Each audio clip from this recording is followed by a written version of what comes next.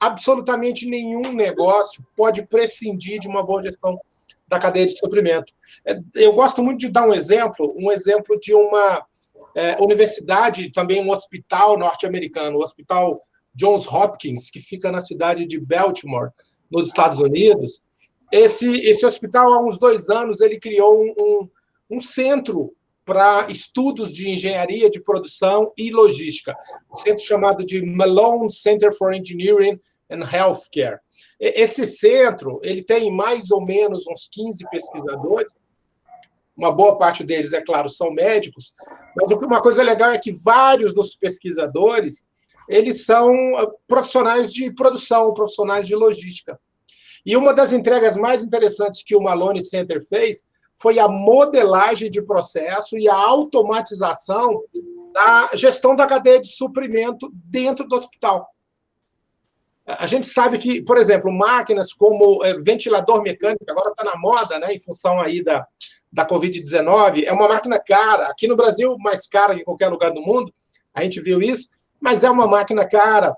O oxigenador de membrana extracorpórea, outra máquina que se usa muito durante cirurgias, é uma máquina caríssima. Balão intraórtico em cirurgias cardíacas também é um equipamento muito caro.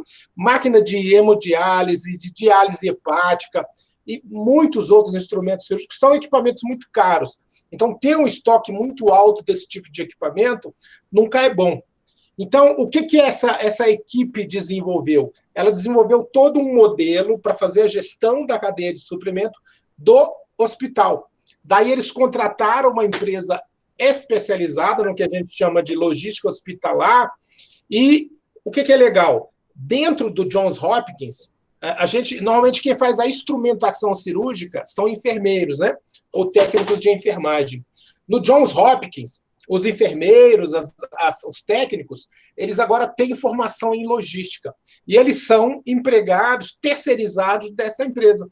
Então, eles fazem a instrumentação cirúrgica, todos esses equipamentos. O objetivo sempre é otimizar ao máximo o uso dos equipamentos para que eu tenha a maior disponibilidade possível e, ao mesmo tempo, o menor custo alocado a isso possível. E o próprio Malone Center, eles dizem que esses estudos resultaram numa redução de custo de suprimento para o hospital de 26%, e o nível de serviço vinculado à disponibilidade dos ativos no hospital, ou seja, não falta remédio, não falta um bisturi, não falta uma pinça, não falta um pegador de agulha, subiu 32%. Ou seja, dentro de um hospital, o Johns Hopkins é um dos maiores, seguramente é o melhor hospital e um dos maiores do mundo, né? Dentro do Johns Hopkins, um centro médico, uma operação de logística otimizada fez uma diferença enorme. Então, eu não tenho dúvida que logística faz diferença para qualquer negócio, porque se ela consegue fazer dentro de uma sala de cirurgia, que é um ambiente de altíssima criticidade, onde o erro precisa ser zero, o nível de serviço tem que estar lá no alto, e aí você introduz um processo logístico e eleva a qualidade do serviço em 32%, né?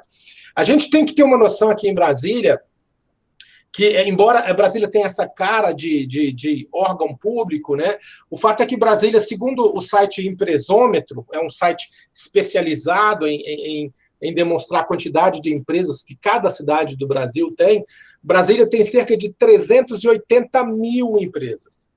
E dessas, 240 mil são empresas de serviço. 100 mil, mais ou menos 110 mil são empresas no comércio, e a gente tem um número que a gente precisa guardar, cerca de 18 mil indústrias. Ou seja, há muito o que suprir, há muito o que ser suprido. Há muitas oportunidades em Brasília para empreendedores e também para fazer carreira na logística dentro das empresas. É claro que a gente precisa, além de considerar o mercado de Brasília, professor, a gente tem que lembrar, nós estamos aqui num eixo onde Brasília é uma ponta, Anápolis fica no meio e Goiânia é a outra ponta. Se a gente soma isso, nós temos quase 5 milhões de pessoas, é quase a população do Rio de Janeiro, bem acima da população das outras cidades, né? E nós temos, em Anápolis, nós temos muitas indústrias, Anápolis tem mais indústrias do que Brasília, Goiânia, Aparecida de Goiânia, Senador Canedo, são todas cidades conectadas pelo que eu chamo de eixo 060, né? E esse conjunto aí, a gente tem o quê? Mais de 500 mil empresas e quase 100 mil indústrias. E aí, é claro, indústrias que suprem, e nós temos aí quase 400 mil empresas do ramo de serviço, empresas de comércio que precisam de suprimento. O que a gente percebe, então, ainda é uma percepção errada em relação ao potencial de Brasília para negócios de logística e, é claro, para formação, para construir uma carreira em relação à logística. Ok, professor. E eu acho muito interessante, nesse olhar para frente, né? A gente está se colocando justamente com essa ideia de que não é só a minha questão interna logística, né? A logística a gente discute muito no nosso curso, né? Discute muito das oportunidades que interagem, trocando experiências, que ela é um problema coletivo, né?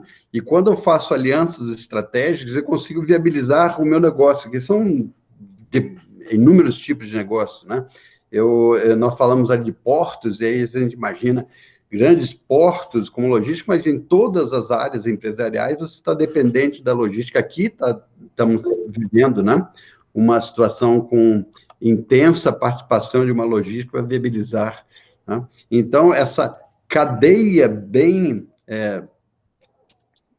ligada, né, com informações, com tecnologia, com processos, né? Eu acho que pode ser um elo importante, né, dentro dessa nossa realidade que o senhor descreveu, e dentro de uma tendência de modernidade, né? Não falar simplesmente naquela visão logística mais assim, meu problema, né? Nós estamos falando assim, o nosso problema e o ganho coletivo. É por aí, professor? É por aí, é exatamente isso. Professor, só aproveitando aqui, a Patrícia, ela fez uma pergunta aqui que é uma pergunta interessante. Ela colocou aqui no chat, né?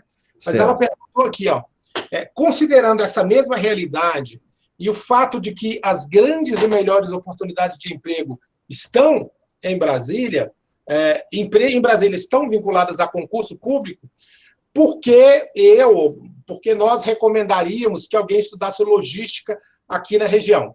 É uma pergunta muito pertinente, né, professor?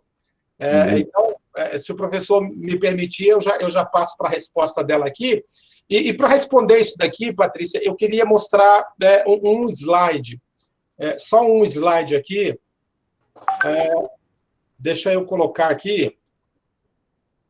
Deixa eu compartilhar minha tela e colocar esse slide. Eu não sei se vocês estão vendo aí o slide. Estão vendo agora o slide? Estamos vendo, sim. Então, tá bom. Patrícia e todos, o que esse slide mostra aqui, né? Essa tabela é resultado de uma pesquisa de doutorado que eu co-orientei, e ela demonstra o seguinte: o tamanho do governo brasileiro. Eu não estou nem falando de Estado, estou falando do tamanho do governo brasileiro. Se a gente considerar aqui só o poder executivo, só o poder federal, na verdade, né, nós temos 1.190 órgãos. Mas se eu somar todos os órgãos, e aí ministérios, secretarias estaduais, municipais, todas as casas legislativas, as estatais, autarquias, fundação, universidade, conselho de classe, que também é órgão público no Brasil, tribunal, né? Aqui eu botei o tribunal em vermelho, porque está sendo criado agora o TRF de Minas, né? Temos 61 tribunais federais, mas estamos indo para 62. São 71 hospitais, as Forças Armadas, né? Forças policiais, escolas. O que essa tabela, de maneira geral, mostra para nós? O gigantismo do Estado brasileiro. Mostra o gigantismo do Estado brasileiro. E respondendo, então, a sua pergunta, né? Bom, concurso público é uma excelente opção de emprego, é a melhor aqui em Brasília, de fato. Não podemos descartar essa possibilidade. mas mesmo dentro da administração pública, os números, a gente que pesquisa, os números que nós temos é que o governo brasileiro gasta em torno de 500 bilhões de reais com logística. 500 bilhões de reais com logística. Se a gente imaginar assim, um bom projeto de logística, um projeto de logística bem feito, isso são números da Associação para o Supply Chain Management, da qual eu sou certificado. Um bom projeto de logística representa em torno de 20% a 30% de economia. Se a gente considera que o Estado gasta 500 bilhões, um bom projeto de logística resultaria em 100 bilhões de economia. Basta lembrar, né, que o orçamento que o pessoal reclamou, aí, o orçamento que está indo para as Forças Armadas o ano que vem, o pessoal reclamou que o orçamento está muito alto, são 116 bilhões de reais. Só de economia na logística, com um bom projeto, não vou nem falar um projeto excelente, um projeto de integração de toda a cadeia logística, a gente teria uma economia de 100 bilhões de reais. Então, um profissional que entra num concurso público e que vai trabalhar num desses, ao todo no Brasil, né, 234.374 unidades, e aí tem unidades de maior ou menor escopo, mas boa parte delas são o que a gente chama de ordenador de despesa, né? Tem, de alguma forma, autonomia para fazer as suas aquisições. O que é um pouco confuso, e a gente pode entender claramente assim a diferença que há entre o desempenho nos processos logísticos e, principalmente, nos processos de aquisição, por meio de licitação ou nas demais modalidades de compra pública. Então, se um profissional com esse conhecimento de logística entra num concurso e começa a introduzir processos, tecnologias, conceitos, práticas, métricas de logística, de gestão da cadeia de suprimento nesses órgãos, ele com certeza terá um diferencial que vai contribuir para a visibilidade dele dentro da organização e para o crescimento da carreira muito rápida. Por quê? Porque, mesmo em órgãos públicos, uma formação sólida em logística é capaz de fazer a diferença. Então, só interrompendo aqui, então por que eu faria uma recomendação para estudar logística mesmo em Brasília? Porque a quantidade de órgãos públicos que nós temos aqui, e o Poder Federal ele concentra a imensa maioria dos órgãos que tem o que a gente chama de ordenamento de pagamento, né, ou gestor de orçamento, tem poder de comprar. Né? E a gente sabe, eles têm esses órgãos com sede aqui, e a obrigação de distribuir por todo o Brasil, em órgãos como o IBGE, como o INSS, o poder de um bom processo, uma boa gestão logística para esses órgãos públicos seria muito bom para a carreira e, é claro, para o órgão. A gente tem que lembrar que decisão logística, principalmente em órgãos complexos, como os órgãos públicos no Brasil, tem o potencial de trazer melhorias, otimizações, acima de tudo, redução no custo e, uma coisa legal, aumento na qualidade do nível de serviço prestado à população. É isso que o conhecimento logístico pode trazer, inclusive para quem é funcionário público. E é por isso que eu recomendaria estudar. Professor, só aproveitando aí também, complementando que o senhor já tocou naqueles pontos, o senhor falou muito agora da parte voltada ao serviço público, né? Que foi o que ela perguntou também. Mas o senhor tocou no ponto também, falando no início, né, da sua fala, a respeito do poder aquisitivo de Brasília, né? Brasília é uma cidade que tem uma população considerável, e aí o senhor até se estendeu um pouco indo até Goiânia também, né? A gente pode falar que tem uma certa região metropolitana aí, né, entre Brasília e Goiânia, então a gente tem ali indústrias também, quando a gente vai para o estado de Goiás. Mas quando a gente olha dados até de renda per capita por unidade da federação, a gente vê que o DF sempre lidera, né, essa lista aí. Então, assim, a população do DF, além de ser uma população de quantidade considerável, ela é uma população que tem um poder aquisitivo alto, né, médio, né, um poder aquisitivo alto. E aí, claro, a gente fala em serviços, realmente Brasília é uma cidade muito ligada a serviços, e a gente está falando aí de restaurantes, hotéis, etc., mas o restaurante ele precisa de alimento, ele precisa de comida fresca, ele precisa de produtos de limpeza, então todos esses segmentos, eles também consomem muito para atender justamente essa população com alto poder aquisitivo. Então, a gente não pode esquecer que a logística é importante para eles também. Mesmo não sendo o core business de um restaurante, né, mas o restaurante precisa de comida, um hotel precisa de produto de limpeza, e por aí vai, né? Então, tem muitos segmentos aí que precisam muito da logística também. Né? E sem esquecer também que Brasília a gente tem algo que pode até vir a ser até mais importante, que é o aeroporto de Brasília, que é um aeroporto muito importante, central, que é um hub no Brasil, e que hoje não é um grande aeroporto de carga, né? A gente tem o aeroporto de Campinas no Brasil, o próprio Guarulhos, até Cabo Frio, que é um grande aeroporto de carga no Brasil, mas o de Brasília ainda não é um grande aeroporto de carga, é um aeroporto mais de transferência de passageiros, mas que ele pode vir a ser, eu já vi alguns projetos falando a respeito disso, né? Justamente por Brasília ser uma cidade muito centralizada no Brasil. A gente tem alguns exemplos fora do Brasil de aeroportos de carga que não são nem áreas, às vezes, muito urbanas, né? Muito densas de população, mas pela localização geográfica, ele é o caso de Memphis, nos Estados Unidos, por exemplo, são aeroportos que estão centralizados e ele é muito conveniente para ser um intercâmbio, né, de cargas, né, voos que chegam de determinado lugar e que conectam com outros lugares. Então, tem essa vocação de Brasília também, que é interessante e pode vir a ser até mais interessante no futuro. Deixa eu botar mais pimenta aí, professor Eduardo, já que o senhor colocou pontos bastante importantes, né? E aproveitando aí a sua palavra, nós estamos falando muito de indústria, né? Essa semana eu estava participando, estou participando ainda, que a semana não terminou, né? De um fórum internacional sobre internet das coisas, né? E então o mundo está se movimentando por uma outra modelo de indústria, uma outra revolução industrial, né?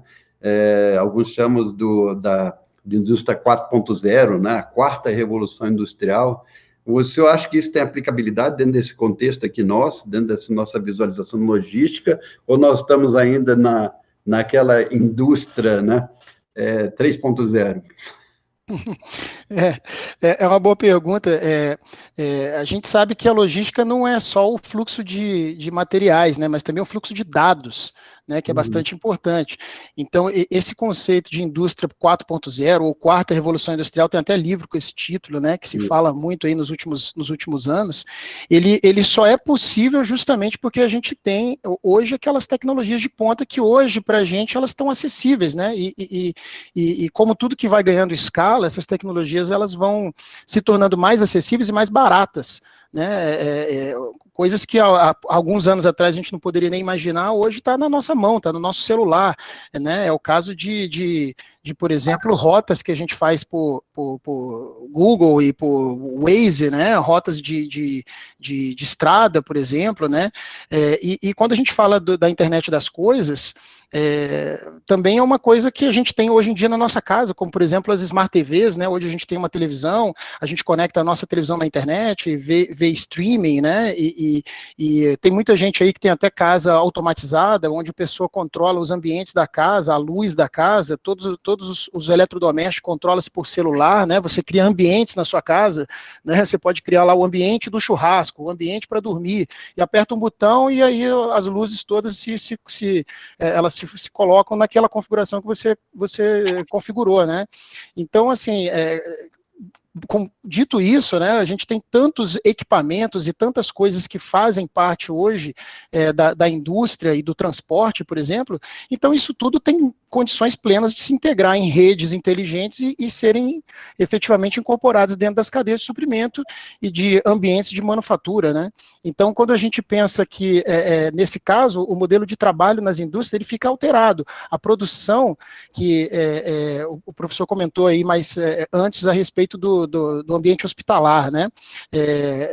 A produção em grande escala, ela vai dando a lugar a produções mais enxutas, porque a informação, ela é muito rápida, né? A informação, ela vai se disseminando desde o produtor de matéria-prima até a indústria, passando por todo o canal de distribuição. Essa informação é muito rápida, então, assim, a necessidade de estoque, ela vai ficando cada vez menor. O consumo de matéria-prima, o estoque, eles vão sendo reduzidos e os processos e as entregas, eles vão sendo otimizados. suprimentos. Então, existem aí algumas coisas até no campo do varejo, né? A gente vê a Amazon que tenta inovar bastante, né? Existe o botãozinho da Amazon lá, que eles já lançaram. Eu não sei até que ponto isso está popular em outros lugares. No Brasil eu nunca vi isso, mas nos Estados Unidos eu sei que existe aquele assim, de você ter um botão do lado da sua máquina de lavar roupa, que quando acabar o seu sabão em pó, você aperta o botão e já fez o pedido. O pedido está feito, né? A Amazon tem aquelas lojas ali que eles chamam de loja que você não toca, né? Ele tem até um nome lá de uma tecnologia, né?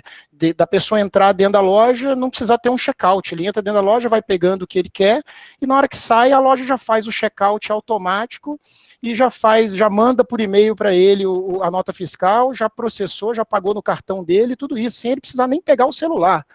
Então, é claro que essas coisas todas, elas podem ser utilizadas dentro da logística, dentro de um armazém, num transporte, principalmente, né? Então, você imagina, por exemplo, uma coisa que ainda pode até, esse fluxo de informação, ele pode ser até levado mais adiante ainda, para ele sair do nível de uma empresa e entrar num nível colaborativo, e realmente, como eu estou falando, em relação a toda a cadeia de suprimentos. Então, se a gente pensa no nosso nível como consumidor, né, como um consumidor de varejo, para que eu preciso comprar se eu vou comprar um produto online, que seja, por exemplo, um eletrodoméstico, um livro ou uma compra de mercado, por que eu preciso receber 3 encomendas dentro da minha casa, né? Por que eu não posso receber essas 3 coisas no mesmo lugar? Então, isso tudo, se a gente imaginar que isso entra em todos os níveis de estágios, né, de uma cadeia logística, isso é totalmente possível justamente através dessas tecnologias que a gente tem à disposição hoje. A computação em nuvem e todas essas coisas, elas se tornam possíveis justamente por conta disso, né? A gente pode fazer até com que as empresas colaborem e tenham uma eficiência maior, por exemplo, numa entrega, né, de um produto. Então, eu posso fazer compra em 3 lojas diferentes e receber essas entregas na minha casa no mesmo dia, na mesma entrega. Né? Então, tudo isso a logística permite que isso aconteça justamente devido a essa disponibilidade de tecnologia que a gente tem hoje, aí, a automação, o nível de automação que nós temos e a facilidade, né, de tráfego de informações.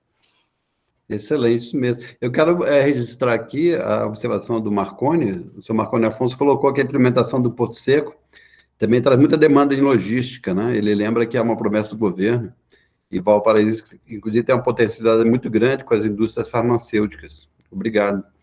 Mas, retomando aqui aquela linha que eu falei de modernidade, né, de olhar para o futuro, desafios futuro, voltando aí novamente ao professor Osório. Professor Osório, para o senhor, como é que o senhor vê esses desafios da logística do futuro, né? O que a gente tem diante, né? Quais são as oportunidades que nós estamos vendo, reunindo isso que o professor Eduardo falou, o depoimento que eu coloquei, né? Notadamente para os empreendedores e profissionais que estão nos assistindo, quais são os desafios que a gente consegue apontar? Uhum. Bom, sem dúvida, o grande desafio da logística é o e-commerce, o que eu chamo de a fluidez do e-commerce. Se a gente fizer uma comparação simples entre a logística tradicional e a logística do e-commerce, o que a gente percebe? Primeiro, o tipo de despacho da logística tradicional. É o que a gente chama de despacho bulk, ou quando a gente tinha o FTL, né, o Full Truck Load, aquele caminhão cheio, né, transportando de um ponto de origem único para um ponto de destino único. Na logística do e-commerce, o que a gente trabalha? É o pacote. E são centenas de milhões de pacotes circulando todos os dias por um país como o Brasil.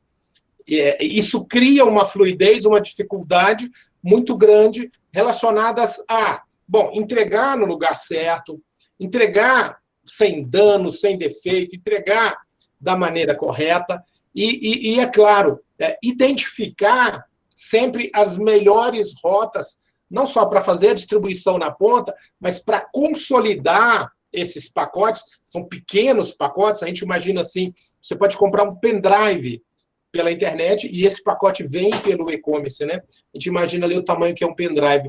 Um outro aspecto é que a logística tradicional, ela sempre trabalhou com o que a gente chama de cliente estratégico. Aquele 3PL ou 4PL, o operador de logística, o terceirizador de serviço logístico, ele sempre trabalhou com aquele cliente do contrato, o cliente que normalmente para ele é estratégico, é aquela relação que a gente vê, por exemplo, entre a DHL e a Fiat, onde a Fiat coloca a sua planta, a DHL vai lá para dentro fazer a logística. Na logística do e-commerce, o cliente é simplesmente desconhecido. A gente está falando de um modelo que a gente chama de B2B2C, em que, na verdade, você tem negócio vendendo para negócio, mas quem tem o poder de fazer a escolha, de tomar a decisão nesse tipo de negócio é o consumidor. Isso faz com que o operador, tanto o operador logístico quanto o seller, a pessoa que está vendendo pela internet, precisem ter um conhecimento. Agora não é de mais 10, 20, 30, 100, 200 clientes, ou como no caso do Correio, nós temos mais de 100 mil clientes com contrato, é muita coisa. Mas quando a gente está falando do e-commerce, aqui no Brasil a gente está falando de literalmente talvez 147 milhões de pessoas que têm esse poder aquisitivo. E aí é muito difícil conhecer esse pessoal. A gente diz, eu tenho agora um cliente desconhecido. O próprio estilo da demanda, na logística tradicional que a gente chama de logística empurrada. Ou seja, o fornecedor, muitas vezes em negociação com quem compra, mas ele define quando vai fazer o suprimento. Na logística e-commerce, você precisa criar a sua loja e esperar que o e-consumidor puxe o consumo. Ele vai definir isso. O fluxo do pedido, do estoque, né, normalmente é unidirecional. Sai de uma origem e vai para o destino. No e-commerce, esse fluxo ele é bidirecional. Por quê? Em função do que está definido a lei da devolução, a possibilidade da devolução em 7 dias, o Código de Defesa do Consumidor, tudo, absolutamente tudo que você compra pela internet, por meio do e-commerce, você tem o direito de se arrepender em 7 dias e devolver, e até mesmo na questão do defeito, você precisa devolver para algum ponto. Então, você tem uma logística agora bidirecional, que traz uma complexidade grande. O outro aspecto, que é um grande desafio para a logística no futuro, já é, mas a tendência é ser muito mais, é a questão do ticket médio. A gente sabe que o valor que você cobra para fazer a logística, para fazer a armazenagem, o transporte, a separação, a distribuição, é um percentual do ticket médio do produto. Na logística tradicional, eu tenho ticket médios acima de R$5.000. No e-commerce, aqui no Brasil, dados da Web Shopper, o ticket médio é menor que R$500. Então, eu preciso embutir o custo logístico dentro de um produto cujo ticket médio é abaixo de R$500. Isso impõe um desafio muito grande. Tem a questão dos destinos. Tem um projeto muito legal. A Natura, durante quase que toda a vida dela, ela utilizou o que ela chama de consultoras, né? Que são aquelas normalmente mulheres, mas tem muito homem também, que vende o produto. E para fazer a distribuição desse produto, o que a Natura faz? Ela escolhe algumas dessas consultoras que se destacam. Essas consultoras, então, passam a ser concentradoras de carga. E a Natura tem um número razoável dessas concentradoras, em torno de 20, 25 mil concentradoras. A Natura está se preparando para fazer o que agora? A compra por meio da internet e a entrega direto na casa das pessoas. Então, a Natura sai de uma rede onde ela tem poucos destinos concentrados e vai para uma rede em que talvez ela tenha que lidar com 80 milhões de destinos. A complexidade de montar e operar uma rede logística desse tamanho, desse gigantismo, é o desafio que o e-commerce traz aí também. A própria questão da demanda. Enquanto na logística tradicional, a demanda ela é estável, ela é consistente, na logística e-commerce, a demanda é altamente sazonal. Eu tenho ali Dia das Mães, Dia dos Namorados, Dia dos Pais, eu tenho agora Black Friday famosa, eu tenho Natal, que são períodos em que ocorre uma elevação muito grande no número de compras, e aí você precisa de ter uma flexibilidade muito grande na infraestrutura da sua rede, coisa que na logística você não precisava, agora você precisa o tempo todo. E a gente tem ainda aqueles desafios clássicos, que são desafios do passado, do presente, e, infelizmente, muitos deles estão ainda indo para o futuro. Por exemplo, condição de infraestrutura precária aqui no Brasil. A gente sabe disso. A gente tem dificuldade em porto, em aeroporto, em terminal ferroviário, em ferrovias, em rodovias.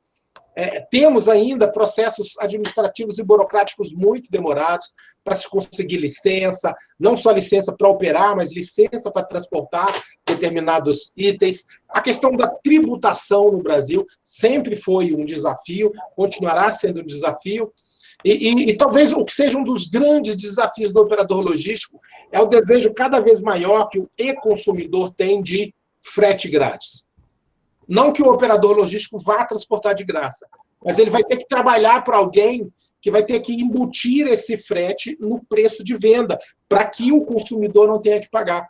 Isso exerce uma pressão enorme no operador logístico, nos profissionais de logística, que têm que encontrar soluções para oferecer para o seller o tal do frete grátis. Prazo de entrega cada vez menor. O e-commerce, nós começamos o e-commerce falando de mês, depois semana, dias, e agora nós estamos falando de horas. E já existem operadores que trabalham com entregas na mesma hora. A profusão de SKU, o Stock Keeping Unit, a quantidade de itens que o e-commerce coloca dentro de um operador logístico é impressionante. Passa da casa dos 10 milhões, na média. Outro desafio, atratividade de carga para roubo e furto.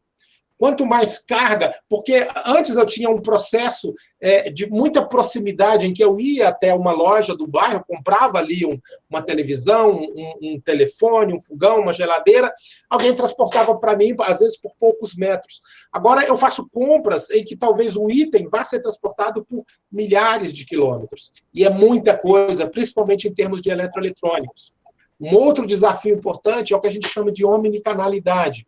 A ideia do omnichannel, em que eu preciso atender o meu cliente em diferentes canais, o que, se não for bem feito, pode implicar um aumento muito grande do meu nível de estoque, ou então uma queda muito grande no nível de serviço prestado. É um grande desafio. E aí, uma coisa que nos interessa muito, professor Valdez, aqui no Uniceub, escassez de profissionais capacitados. É incrível, mas o Brasil ainda tem uma quantidade muito pequena de profissionais capacitados. Tem muita gente trabalhando com logística? Tem. Mas mão de obra especializada ainda é um desafio e será, no futuro, com essa explosão do e-commerce, e o e-commerce está explodindo, mas a gente pode dizer assim, o Big Bang, a grande explosão ainda não ocorreu. Nós precisamos aí de conexão mais rápida, de um acesso mais universalizado à internet, meios de pagamento mais ágeis, que não estejam vinculados à conta bancária, por exemplo. E quando isso ocorrer, eu não tenho dúvida, o e-commerce vai explodir. Então, esses são alguns dos desafios que a gente pode listar assim. E todos eles, como é que a gente vai lidar com esses desafios? Profissionais capacitados, conhecimento, profissionais nas carreiras, profissionais empreendendo, a gente vai ter condição de lidar com esses desafios. Muito bom, professor. Eu tenho outra provocação da Patrícia, mas eu vou pedir só um tempinho para vocês já vou comentar. Vou até deixar a pergunta aí para os nossos painelistas refletir, né, que ela colocou aqui, que ela provocou o grande desafio da entrada aí, né, em vigor, né, da Lei Geral de Proteção de Dados, né, um outro grande desafio que nós temos. Mas ainda pegando a linha aí que o senhor estava indo, né, da complexidade de desafios que nós temos, né, para fazer frente a essas novas necessidades, uma delas foi o e-commerce citado. Eu acho que quando a gente fala em e-commerce, a gente falou de todos os setores, né? Não tem setor que esteja excluído, não estou falando mais de um setor específico da economia, ou uma grande transportadora de cargas, eu estou falando todas as nossas iniciativas. E aí eu estou pensando aqui, até provocando novamente o professor Eduardo, aqui, a gente pode fazer frente a esses desafios, né, do futuro com as soluções de hoje, ou a gente precisa olhar as outras oportunidades que estão aparecendo, né? Por exemplo, inteligência artificial, né? Será que eu não precisaria buscar mais desse aprendizado da tecnologia para me ajudar a encontrar essas soluções? O que o senhor pensa a respeito? Exatamente, a parte da inteligência artificial vem um pouco até na linha do meu comentário anterior, né? Justamente essas tecnologias é que vão permitindo cada vez mais que a logística, a cadeia de suprimentos, ela vá se desenvolvendo e vai se tornando cada vez mais eficiente. O professor Osório comentou aí a respeito de ticket médio, de como que o transporte ou como que a logística afeta talvez o preço final de um produto. A gente sabe que tudo que ganha escala acaba caindo o custo marginal, né? O custo marginal vai ficando cada vez menor. Se eu preciso transportar uma unidade de um pacote, ele é um preço. Se eu transportar 1.000, esse preço por unidade fica bem menor. Então, a inteligência artificial, ela vem muito nessa linha de também colaborar para que tudo se torne mais eficiente, que os custos comecem a cair, etc. Então, aí eu vou dar o exemplo mais comum na nossa vida, que é a parte de roteirização urbana também, que eu comentei antes, né? Antes a gente podia pensar, antes a gente não tinha essa disponibilidade tão fácil na palma da nossa mão para a gente achar um endereço, para a gente ir do ponto A ao ponto B, né? Então, hoje em dia, os sistemas, a inteligência artificial está dentro disso, os sistemas eles não só identificam a rota para chegar ao destino, mas eles detectam inclusive os problemas que podem acontecer ao longo dessa rota, se tem um engarrafamento, se tem um bloqueio, se alguma coisa aconteceu agora, os sistemas podem calcular o pedágio, se tiver um pedágio no meio da rota, eles fazem as estimativas de tempo de chegada, quer dizer, por trás desse sistema que a gente tem aí, tão corriqueiro hoje em dia na nossa mão, existe uma inteligência artificial por trás tomando essas decisões, né, vendo não só qual é a rota mais rápida, qual é a rota mais curta, quais são os parâmetros que essa pessoa prefere, eu quero a rota mais barata, mesmo que tenha que ser que eu tenha que andar um pouco mais, né, a gente nem tem isso muito no Brasil, porque a gente, quando a gente faz uma viagem, muitas vezes a gente não tem as estradas secundárias, né, como existe muito na Europa, por exemplo, existem as estradas secundárias, então eu posso ir de um lugar para outro indo só por estradas secundárias que praticamente não tem nem pedágio, são estradas pequenas, mas se eu for pegar uma autoestrada, aí eu tenho pedágio, né, e aí é óbvio que a minha viagem se torna muito mais rápida, né, uma viagem numa estrada com uma condição muito melhor, né, além do que, né, como a gente já comentou aqui também, o professor Osório já fez um comentário sobre isso, além do que a gente tem estradas na Europa, por exemplo, onde a gente praticamente não tem muitos caminhões como a gente tem aqui no Brasil, né, o fato de ter as ferrovias, né, de ter outras disponibilidades de transporte, não só ferrovias, mas na Europa também, que é muito desenvolvido, são as barcaças, né, as hidrovias, né, mas nesse ponto eu até vou abrir um parênteses para falar sobre isso, porque na verdade a gente tem, eu até ouvi na época daquela greve dos caminhoneiros que aconteceu há 2 anos atrás, eu ouvia muitas pessoas falando que a gente tinha que investir em outros tipos de transporte para acabar com os caminhões. Os caminhões não vão acabar jamais, né? Os caminhões não podem acabar e eles não precisam acabar.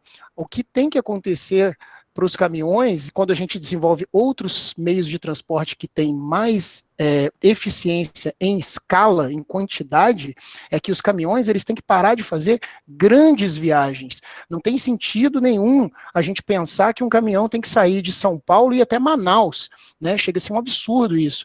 O caminhão deveria, esse transporte, essa perna maior do transporte deveria ser feita num transporte mais eficiente, menos poluidor, que seria um trem, por exemplo, uma barcaça, ou até uma cabotagem, que tem crescido muito no Brasil, puxar um pouco até para o lado que eu vivi muitos anos, mas a cabotagem tem crescido demais no Brasil. A cabotagem, para quem não sabe, é o transporte entre portos brasileiros, por exemplo, uma carga sair de Santos e ir até Recife, né? Então, esse transporte pela costa brasileira, ele faz todo sentido, né? Se a gente for pensar que tem uma indústria lá em Pernambuco, por que ela não pode trazer o produto de navio, ao invés de trazer por caminhão? E claro que, na hora que esse produto chegar no porto de Suape, por exemplo, lá próximo ao Recife, esse transporte, para ele chegar na indústria, ele vai precisar de um caminhão. E, na verdade, isso vem a beneficiar muito os caminhões, né? Porque o caminhão, ao invés dele fazer uma viagem longa, passar uma semana na estrada, né, ele vai fazer várias viagens em um curto espaço de tempo, pode dormir em casa todo dia, o caminhoneiro, e ele vai fazer vários fretes num intervalo curto de tempo. No fim das contas, isso vai sair muito mais rentável para ele, né? Ele vai ter menos problema com o caminhão, menos problema de manutenção, várias outras coisas, né? Então, eu quis abrir um pouquinho esse parênteses para fazer esse comentário, porque é uma coisa que é muito importante e que a gente está seguindo um caminho para ir um pouco para esse lado no Brasil, mas isso é uma coisa que leva muitos anos de política pública e tudo para tentar chegar nesse ponto. Mas, voltando o assunto sobre a inteligência artificial, então, como eu falei, a gente tem ali ferramentas hoje disponíveis que fazem essas contas, minimizam o custo de uma rota, levando em consideração os parâmetros atuais. Então, se acontecer um acidente daqui a 100 quilômetros, o meu sistema já está sabendo e já está me mandando sair do lugar, né, saindo daquele caminho. Então, isso tudo vai fazendo com que a inteligência artificial determine a melhor rota, faça, inclusive, quando a gente coloca um caminhão que faz diversas entregas, ele vai fazendo esse planejamento, inclusive mudando a sequência de entregas, né, fazendo com que o caminhoneiro ali, a pessoa, o motorista do caminhão, ele vai tomando as decisões, a inteligência artificial vai mostrando para ele, e ele vai fazendo as decisões serem tomadas no decorrer do dia, né, uma coisa que pode mudar, inclusive, o planejamento que ele fez no começo do dia, né, ele mudar o sequenciamento de entregas e tudo isso. Então, dessa forma que a inteligência artificial pode e está sendo utilizada, né, dentro da logística. E se eu for um pouco mais além, eu posso falar até de sistemas de picking de armazém, por exemplo, né, que a gente tem hoje também. Existem aí várias empresas que trabalham com armazém automatizado. Eu dou o exemplo lá na região do Espírito Santo, lá na região de Vitória, o armazém da Garoto, né, que é o chocolate. Eles têm um armazém totalmente automatizado, inclusive ele não tem nem iluminação, o armazém, porque é tudo através de robô que eles fazem, é tudo automatizado, ele não precisa nem de iluminação, porque praticamente não tem nenhuma pessoa lá dentro, e tudo automatizado. Então, a inteligência artificial também, quando a gente pensa dentro de um armazém, né, ele faz a menor rota, ele faz a rota mais curta, a rota mais otimizada, mais eficiente, para poder pegar o produto que está dentro de um armazém, né. Então, são, assim, inúmeras as possibilidades de uso da inteligência artificial dentro da logística, né. Excelente. Agora, retomando um pouquinho a questão que a Patrícia provocou, não sei se alguns painelistas querem arriscar entrar nessa discussão, porque é bem nova, né?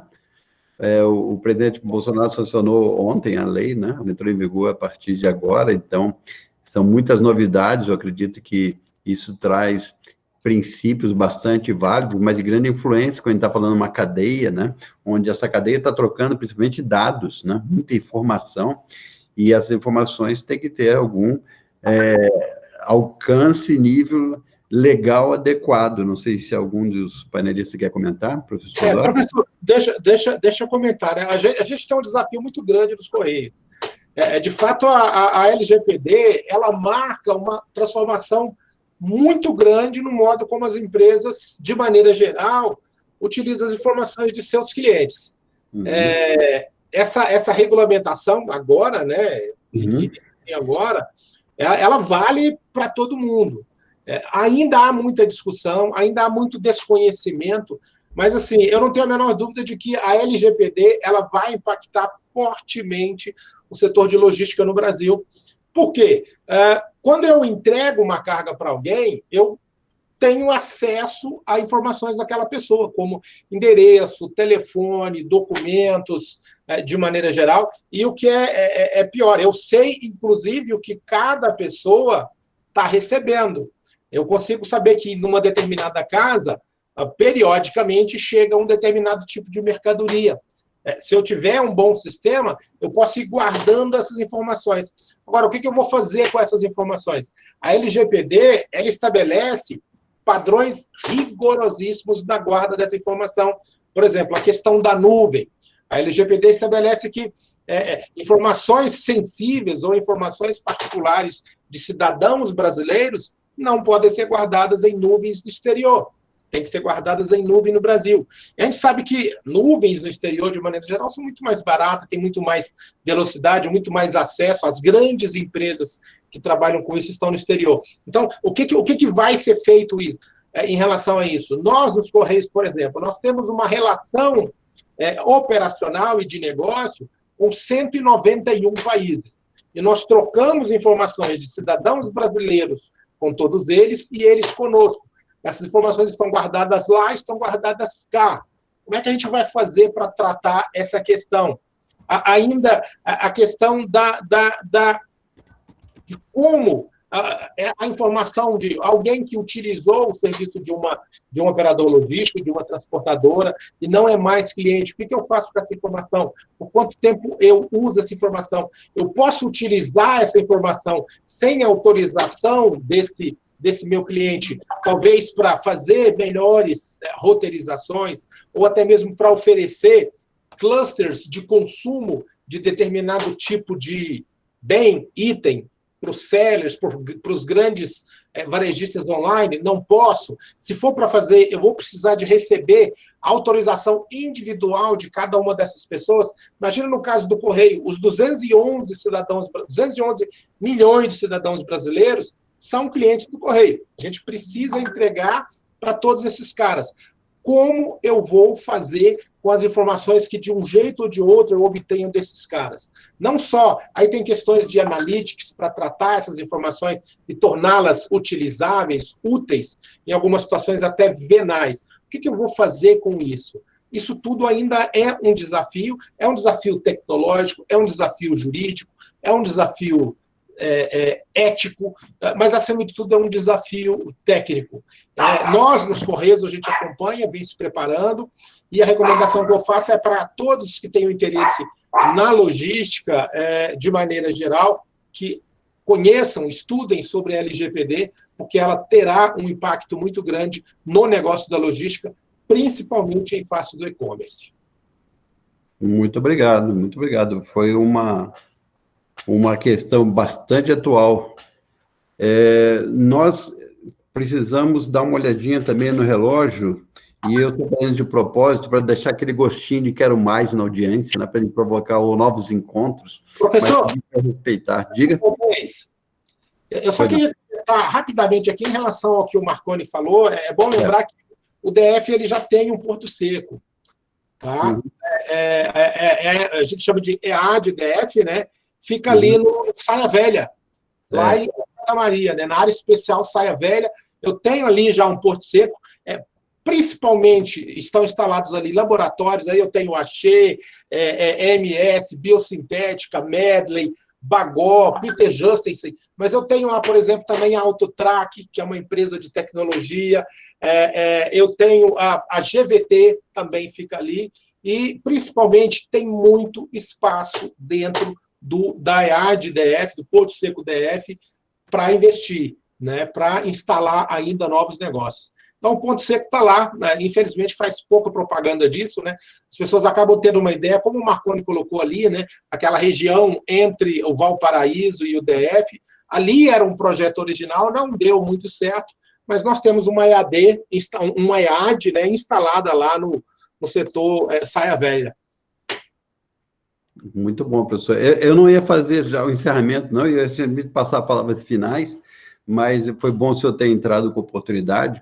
E, como eu falei, tem um gostinho de quero mais, mas antes de fechar mesmo, eu não podia deixar de fazer um agradecimento a todos que estão aqui na sala, a todos que estão nos prestigiando, todos que estão participando, né? E dizer que esse esforço de vocês tem sido bastante compensador por uma série de razões. Uma delas é o direcionamento do evento, que nós pensamos também fazer um evento beneficente, por isso que a Patrícia, minha Patrícia, está aqui na sala, que ela representa uma associação, né, tem um nome comprido, né, Patrícia, Associação das Obras Pavonianas de Assistência, o CEAL Ludovico Pavoni, que atende crianças, adolescentes e jovens com necessidades especiais. A Patrícia faz um trabalho muito bonito em apoio.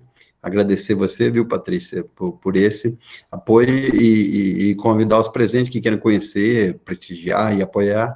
É um dos caráteres que a gente tem no evento, né? Nós queremos divulgar conhecimentos, mas um conhecimento bastante social, contextualizado. Ótimo. Então, ainda dentro do tempo que ainda tem, com contratado, né, com audiência, eu queria pedir as palavras finais dos nossos painelistas, começando o professor Eduardo, para poder colocar as suas palavras de encerramento, conclusões dessa ideia das mensagens que fez. Obrigado, professor. Eu quero mais agradecer mesmo a oportunidade de estar aqui e acho que o recado final fica sobre o ponto que nós começamos até a reunião falando, né, sobre a logística em Brasília, que é bastante importante, que tem muitas oportunidades aí a se desenvolver. Estamos numa região, como falamos, uma região de população considerável, de renda considerável, uma região que geograficamente faz muito sentido dentro do Brasil. Não é à toa que o nosso aeroporto tem essa movimentação de passageiros, justamente por conta disso.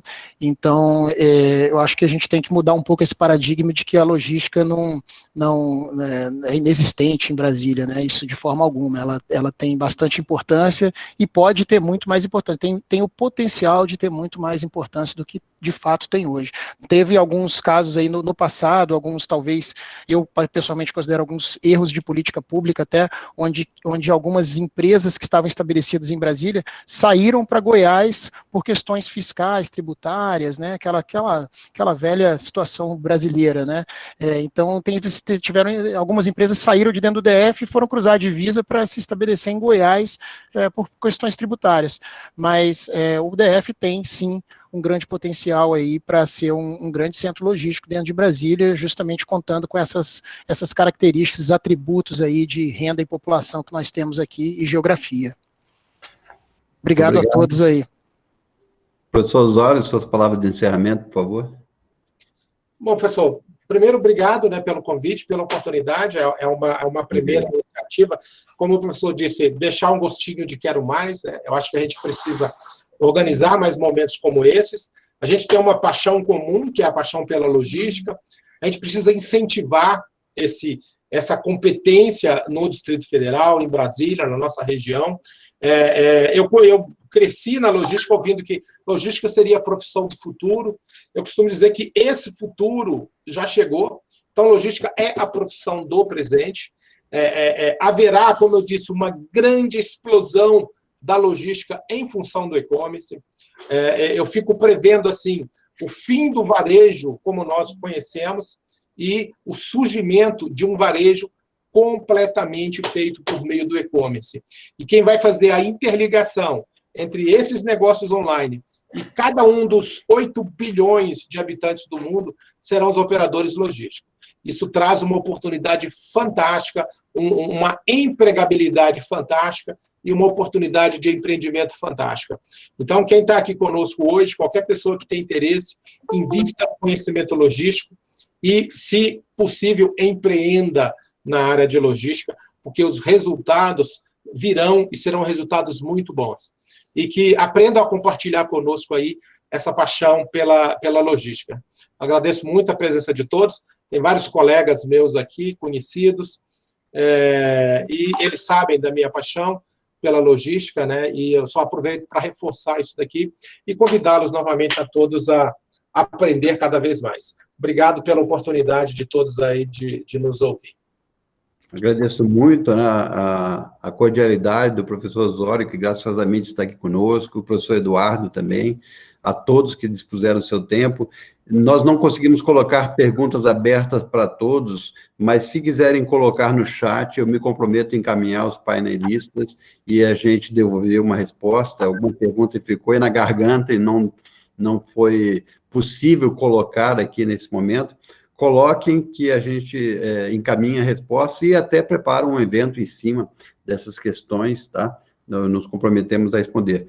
Agradecer aqui a Patrícia, ao Gilson também, que está cumprimentando, o Leonardo também está fazendo cumprimentos, o Paulo Guido também falou que nós estamos precisando de mais eventos assim, né?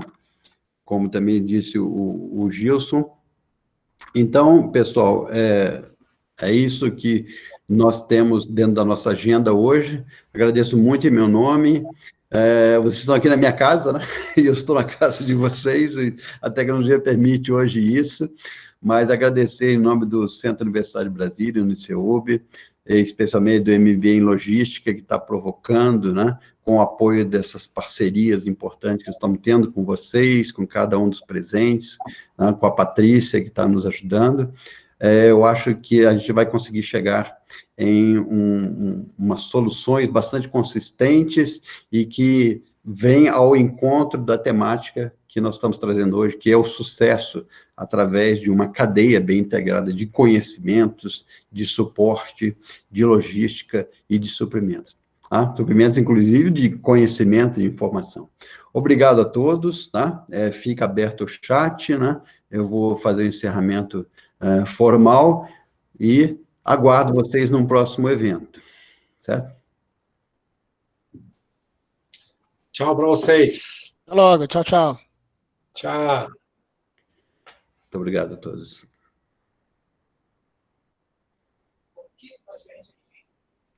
Vou interromper a gravação, acho que é mais fácil.